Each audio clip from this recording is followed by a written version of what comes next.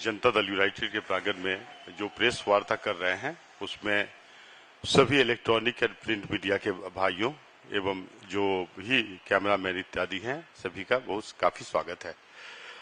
Actually हम लोगों ने जो ये प्रेस कॉन्फ्रेंस आयोजित किया है इसका क्या उद्देश्य समझें कि इन दिनों विपक्षी दल जो है राष्ट्रीय जनता दल एक्चुअली उसके पूरे इतिहास को देखें तो कई चरणों में आप उसको देख सकते हैं। जैसे इनिशियल फेज में उन्होंने लोहिया और कर्पूरी ठाकुर का नाम लेकर सामाजिक न्याय के आड़ में अपने परिवार के राजनीतिक सशक्तिकरण और घोटाले करने का काम किया। अपहरण, भ्रष्टाचार, बलात्कार जैसी घटनाएं आए दिन राज्य शासन काल में हो रही थी। और जहां तक शिक्षा व्यवस्था का प्रश्न है, मैं आपको बतला दूं कि बिहार शिक्षा की भूमि रही है, ज्ञान की भूमि रही है। नालंदा यूनिवर्सिटी जैसे प्रतिष्ठित संस्था और गौतम बुद्ध जैसे लोगों को यहाँ ज्ञान प्राप्त हुआ। लेकिन राष्ट्रीय जनता दल की जब सरकार थी तो उसने बिहार के युवाओं और बिहारियों को अपमानित करने का काम किया। उन्होंने चरवाहा विद्यालय खोला। किस तरह की छवि बनी होगी आप समझिए कि चरवाहा विद्यालय के नाम पर लगभग 113 चरवाहा विद्यालय। आखिर यदि आप उसको सीरियसली समझने का प्रयास करेंगे तो ऐसा फील होता है कि राष्ट्रीय जनता दल ने या लालू प्रसाद यादव जी ने बिहार के युवाओं को मूर्ख बनाकर शासन करने का प्रयास किया। टेक्निकली आप देखिए कि it was more heinous as compare to that of British Empire. British काल में फूट डालो और राज करो, लेकिन उनकी जो नीति रही है पूरी शिक्षा व्यवस्था को ध्वस्त कर देने की। मैं आपको बतला दूं कई टेक्निकल एस्पेक्ट है कि यदि आप कंपेयर करेंगे, जब देखिए जिस समय हमारे आदरणीय नेता नीतीश कुमार के हाथों में बिहार के सत्ता या फिर शासन हाथ में आया, उसके बाद बिहार में समग्र क्रांति का दौर, संपूर्ण क्रांति का दौर, right, evergreen revolution every region में, चाहे वो शिक्षा हो, मेडिकल फैसिलिटी हो, महिला सुरक्षा हो, महिला की भागीदारिता हो, अल्पसंख्यक या ये पिछड़े वर्ग का सम्मान हो, दलितों का सम्मान सुरक्षित करने की बात हो, संपूर्ण सभी क्षेत्रों में हमारे आदरणीय नेता नीतीश कुमार ने जो कार्य किया उसका परिणाम ये है कि बिहार सरकार के द्वारा लिए गए जो कदम हैं विभिन्न क्षेत्रों में, जैसे जल जीवन हरियाली योजना जो बिहार सरकार ने चलाया था, तो उसकी सराहना यूएनओ की संस्था है UNEP, United Nation Environmental Programme, उसने सराहना की थी। कई राष्ट्रों ने उसको एडॉप्ट किया। तो मैं आपको बतला दूं कि शिक्षा के बिना किसी भी समाज का विकास तो संभव है नहीं। और हमारे आदरणीय नेता नीतीश कुमार ने विशेष रूप से, मैं आपको बतला दूं कि चूंकि वो स्वयं छात्र राजनीति के उपज रहे हैं, यही कारण है कि प्रायोरिटी उनके होते हैं महिला, दलित और अल्पसंख्यक के अलावा छात्र और युवा।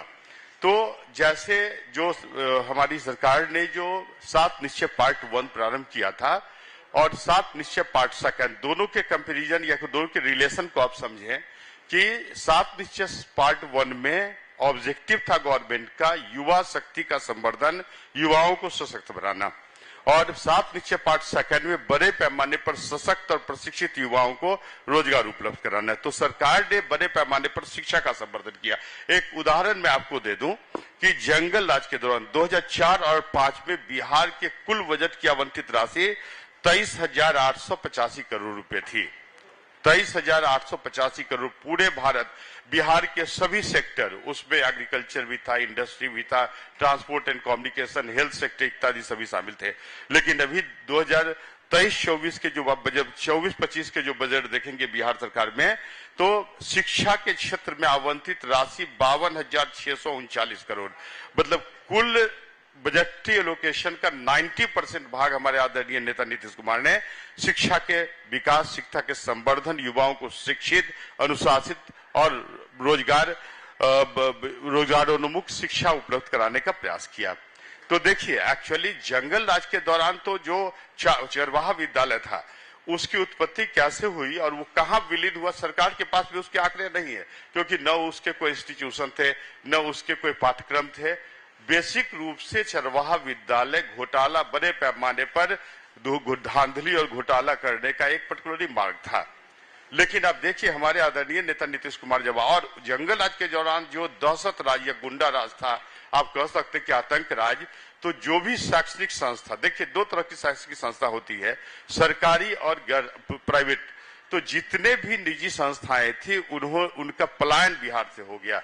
लेकिन जैसे ही हमारे आदरणीय नेता नीतीश कुमार ने law and order, rule of law के आधार पर पर्टिकुलरली जो सुशासन की स्थापना की, सरकारी संस्थाओं के अलावा कई निजी और अंतर्राष्ट्रीय संस्थाओं का केंद्र बिंदु बिहार होकर उभरा है। जैसे उदाहरण के लिए मैं बतला दूं, हाल के दिनों में ही 2-4 रोज पहले ही ये न्यूज प्रकाशित हुई है कि कैम्ब्रिज और ऑक्सफोर्ड विश्वविद्यालय ने यह निर्णय लिया है कि उसकी एक शाखा बिहार में भी आयोजित की जाएगी। और मैं आपको बतला दूं, जंगल राज के दौरान क्या स्थिति थी, तो रोजगार तो प्रायोरिटी है। और आप समझते हैं कि बीपीएससी जैसी संस्था एक संवैधानिक संस्था है जिसकी स्थापना आर्टिकल 312 के तहत किए जाते हैं। जंगल राज के दौरान बीपीएससी के चेयरमैन घोटाला के कारण जेल जाना पड़ा, मतलब existing chairman of BPSC was gelled. आप समझिए कि इससे बिहार कलंकित हुआ कि नहीं।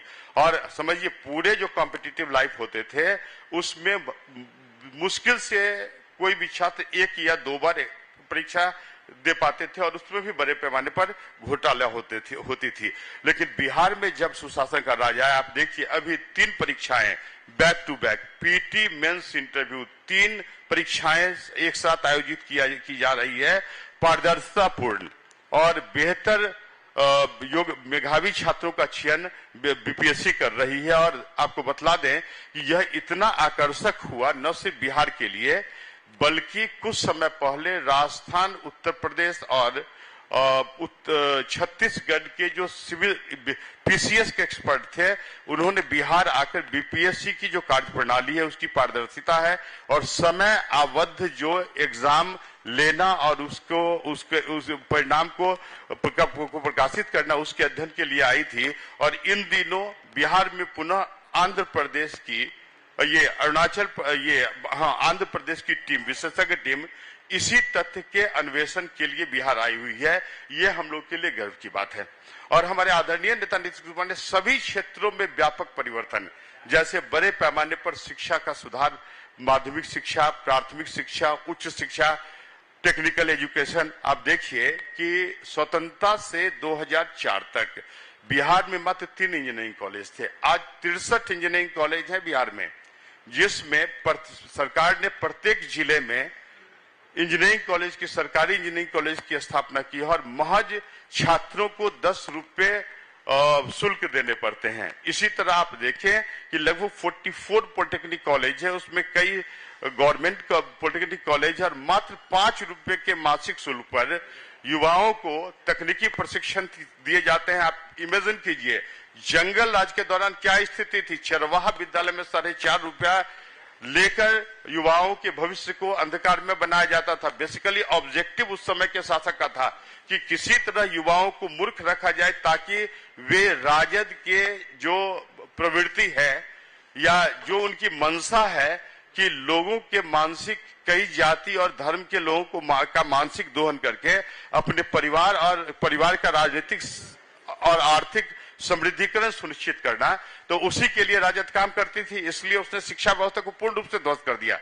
लेकिन हमारे आदरणीय नेता नीतीश कुमार स्वयं इंजीनियर है, आप जानते हैं राइट, कि इतने विजनरी लीडर ये हैं। मैं उदाहरण दूं कि इन्होंने जो प्रयास किया, देखिए गांधी जी ने कहा था कि महिला शिक्षा का संवर्धन किया जाए और इस परंपरा को हमारे आदरणीय नेता नीतीश कुमार ने आगे बढ़ाया। महिलाओं के शिक्षा के लिए पर्याप्त व्यवस्था सुनिश्चित किए गए। जहाज 80,000 से भी अधिक स्कूल हैं बिहार में, यह पर्टिकुलरली रिकॉर्ड ही है। और लाखों शिक्षकों की नियुक्ति, न सिर्फ शिक्षक संस्थानों की स्थापना बल्कि शिक्षकों के रिक्रूटमेंट प्रोसेस, 4 लाख से अधिक शिक्षकों की बहाली हुई और गुणवत्तापूर्ण शिक्षा बहाल करने के लिए बीपीएससी के माध्यम से बिहार सरकार शिक्षकों की नियुक्ति कर रही है। परिणाम यह हुआ कि बिहार में जो शैक्षणिक गुणवत्ता है उसमें काफी सुधार हुआ है और जो स्टूडेंट ये टीचर्स रेशियो है, बतला दूं आपको कि 35:1 है, जो आदर्श मानी जाती है। जंगल राज के दौरान स्टूडेंट टीचर रेशियो 1:122 था, मतलब एक शिक्षक 122 छात्रों का अध्यापन करवाते थे, जबकि यहाँ एक शिक्षक मात्र 35 छात्रों के अध्यापन करवाते हैं। इस तरह के कंसंट्रेशन ऑफ टीचर और कंटिन्यूअस रिक्रूटमेंट प्रोसेस बिहार में चल रहा है। राइट, इसका परिणाम कई स्थानों पर आपको दृष्टिगोचर होंगे। हमारे आदरणीय नेता नीतीश कुमार ने पोशाक योजना चलाया, साइकिल योजना चलाया। साइकिल योजना के बारे में आपको बतलाऊं कि कुछ दिन पहले यूएनओ ने इसकी सराहना की और अफ्रीकन यूनियन के राष्ट्रों ने इसको एडॉप्ट किया। राइट, तो छात्रों छात्राओं को एक बेहतर माहौल उपलब्ध कराना, सकारात्मक माहौल उपलब्ध कराना, है ना, बेहतर शिक्षा प्रदान करना, उनके सुरक्षा को सुनिश्चित करना, उनके मनोबल बढ़ाने के लिए कई प्रकार के जो स्कॉलरशिप योजना जो अनुसूचित जाति जनजाति के छात्राओं के लिए या अल्पसंख्यक छात्राओं के लिए या गरीब वर्ग के छात्रों के लिए लगातार सरकार इस दिशा में काम कर रही है, जिसका परिणाम ये हुआ। मैं आपको बतला दूं कि अभी सरकार ने 70वीं बीपीएससी प्रारंभिक परीक्षा के डेट का अनाउंसमेंट किया है और यह रिकॉर्ड बहाली, लगभग 2000 बहाली, मैंने I am thinking that 1900 something particularly जो वैकेंसी है, इतनी बहाली स्वतंत्रता के पश्चात बिहार में कभी नहीं हुई। और 69th बीपीएससी के बारे में मैं आपको महत्वपूर्ण जानकारी दूं कि जो नेता प्रतिपक्ष, क्योंकि उनको पढ़ाई लिखाई से तो कोई वास्ता नहीं है, चरवाहा विद्यालय के प्रोडक्ट हैं, पापा ने दिल्ली भेजा तो 9वीं फेल कर गए, वो हमारे आदरणीय नेता नीतीश कुमार के कार्यों का असेसमेंट करते हैं। मैं बतलाऊं कि 69th बीपीएससी की परीक्षा जो आयोजित की गई थी, उसमें जो कट ऑफ मार्क्स था महिलाओं के लिए, आपको बतला दें कि हमारे आदरणीय नेता नीतीश कुमार ने महिला सशक्तिकरण की दिशा में सरकारी सेवाओं में 35% रिजर्वेशन सुनिश्चित किया था और महिलाओं के भी कट ऑफ 105 थे। यह रिकॉर्ड है, किसी भी पीसीएस एग्जाम में पूरे भारत में आप देखेंगे बिलो 100 कट ऑफ मार्क्स होता है। लेकिन यहाँ जो शिक्षा का माहौल बना, शिक्षा का संवर्धन हुआ, जिस तरह की तकनीकी संस्थाओं की स्थापना हुई, जितने पर्टिकुलरली मैनेजमेंट इंस्टीट्यूशन स्थापित किए गए, चाणक्य लॉ कॉलेज की स्थापना की गई, फिर आप देखिए बिहटा में आईआईटी की स्थापना की गई, इसके अलावा ANM GNM college, right, ITI 149, महिलाओं के लिए आईटीआई 38, मतलब पर्याप्त मात्रा में सरकार ने शिक्षा के संवर्धन की दिशा में प्रभावी कदम उठाए, जिसका परिणाम यह है कि बिहार तेजी से पूर्ण विकास की ओर अग्रसर कर रहा है। और इतने बेहतर प्रबंधन किए सरकार ने कि आपको बतला दें कि प्राथमिक और उच्च प्राथमिक विद्यालयों में जंगल राज के दौरान ड्रॉप आउट रेट 90% था। आज सुशासन के दौरान जो प्राथमिक और उच्च प्राथमिक जो शिक्षा केंद्र हैं, वहां ड्रॉप आउट रेट 0 हो चुका है। यह सरकार की बहुत बड़ी उपलब्धि है। और जो उच्च माध्यमिक शिक्षा है उसमें भी ड्रॉप आउट रेट लगभग 0 के बराबर है।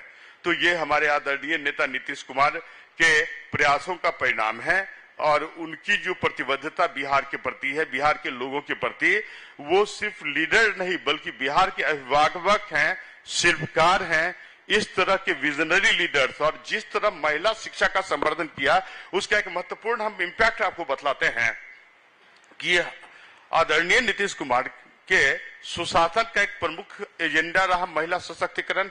और महिला सशक्त कैसे होगी? तो शिक्षा संवर्धन के द्वारा रोजगार उपलब्ध कराकर उनके शिक्षा का संवर्धन होगा। तो ऐसी स्थिति में शिक्षा का क्या लाभ है, मैं आपको बतला दूं।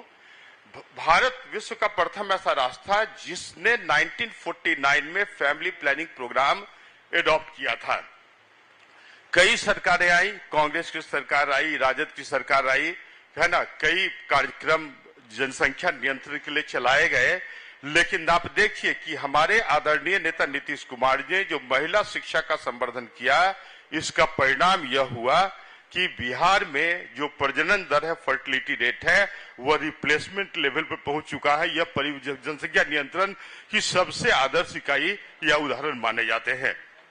तो हमारे आदरणीय नेता नीतीश कुमार के मार्गदर्शन में बिहार जिस तरह फल फूल रहा है और जनता ने जिस तरह उनमें अपना विश्वास जाहिर किया, जैसा जो 2024 के लोकसभा इलेक्शन में भी आपने देखा, ऐसा प्रतीत होता था कि बिहार में हमारे आदरणीय नेता नीतीश कुमार के सुशासन और सामाजिक न्याय की आंधी चल रही थी।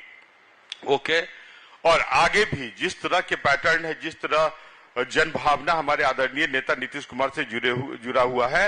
मैं ऐसा मानता हूं कि 2025 में जनता दल यूनाइटेड प्रचंड बहुमत से विजय प्राप्त